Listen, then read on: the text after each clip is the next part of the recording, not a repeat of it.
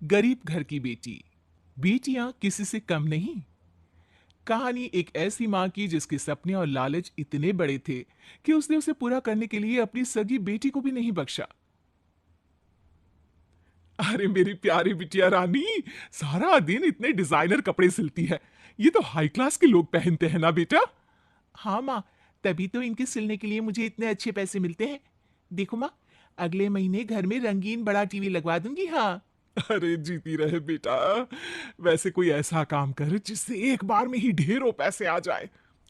आने को तो इसमें भी अच्छी कमाई है माँ, लेकिन एक दिन में एक ही कपड़ा सिलो तो आराम भी है ना। वैसे क्या करना है माँ इतने पैसों का।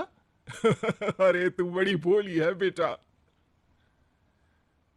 अरे ओ रायना के पापा, देखो तो।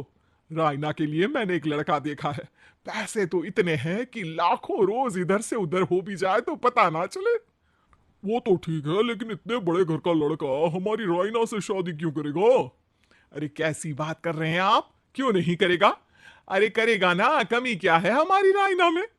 अच्छा, फोटो तो दिखा दो, कैसा है लड़का? कहीं ऐसा ना हो कि कोई बूढ़ा निकले। अरे थोड़ी सी उम्र में बड़ा लड़का कोई बूढ़ा नहीं होता, ये देखो। फोटो किसी लड़के की नहीं, बल्कि एक आदमी की थी। ये क्या बकवास है? कौन है ये? इसके बेटे की फोटो दिखाओ। जी, ये वो लड़का ही है। अरे साधना, तुम सगी माँ हो या सौतेली? अरे पैसा रहेगा तो राज करेगी ना। मेरे जीते जी मैं अपनी बेटी की शादी इतने बूढ़े आदमी से बिल्कुल नहीं करूंगा। जब मैं अपनी बेटी के लिए लड़का पसंद नहीं कर सकती, तो मेरा इस घर में रहने का अधिकार ही नहीं है। जैसे ही वो जाने लगती है कि तभी राइना वहां आ जाती है। माँ, आप जहां बोलेंगी मैं वहां शादी कर लूंगी, आप कहीं मत जाइए। और फिर रायना की शादी अपने से 11 साल बड़े राधा राम से हो जाती है। शादी के बाद एक दिन, अरे माँ, कैसे आना हुआ आपका? अरे बेटी, घर में आने के लिए कुछ सोचना होता है क्या? ये लो, पूरे 2 दर्जन केले हैं बेटा। शुक्रिया माँ। वैसे और बताइए।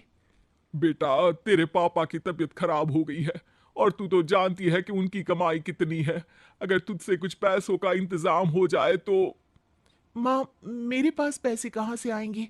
अरे वाह बेटी, तू तो गिरगिट की तरह रंग बदल रही है।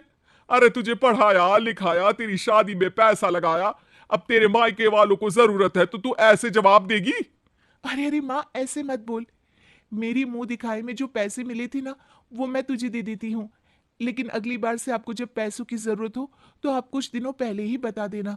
अरे ठीक है ठीक है, तो अभी से सुन ले, अगले महीने भी पैसों का इंतजाम करके रखना, मैं आकर ले जाऊंगी।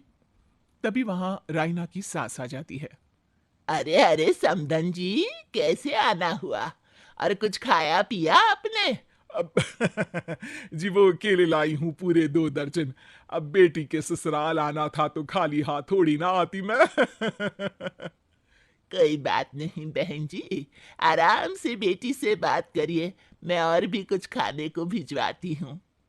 सास के जाने के बाद साधना भी पैसे लेकर घर आ जाती है। अब दिन बीतते हैं। साधना हर महीने रायना के घर आती और पैसे लेकर चली जाती। लेकिन एक दिन अचानक रायना की सास का फोन साधना पर आता है। बहन जी, जैसे भी हो आप जल्दी से हमारे घर आ जाइए ना। हमारी बहू रायना को क्या हो गया है?